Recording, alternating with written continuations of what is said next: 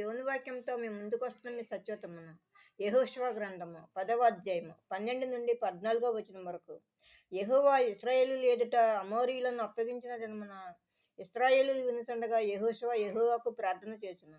సూర్యుడా, నీవు గిబియోనులో నిలువుము. చంద్రుడా, నీవు అయ్యాలోను లోయలో నిలువుము. జనులు తమ శత్రువుల మీద పగ తీర్చుకునే వరకు సూర్యుడు నిలిచెను, చంద్రుడు ఆగెను అను మాట యాషారు గ్రంథంలో రాయబడి ఉన్నది కదా. సూర్యుడు ఆకాశ మధ్యమున నిలిచి ఇంచుమించు ఒక నాడెల్లా అస్తమింప త్వరపడలేదు.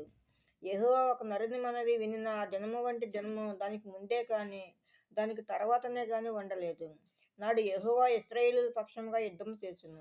ఆమేన్. మరో దేవుని వాక్యంతో రేపు ముందు ఉంటాను. అందరికీ శుభరాత్రి.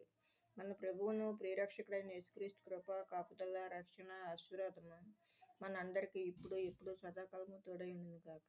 ఆమేన్. ఆమేన్.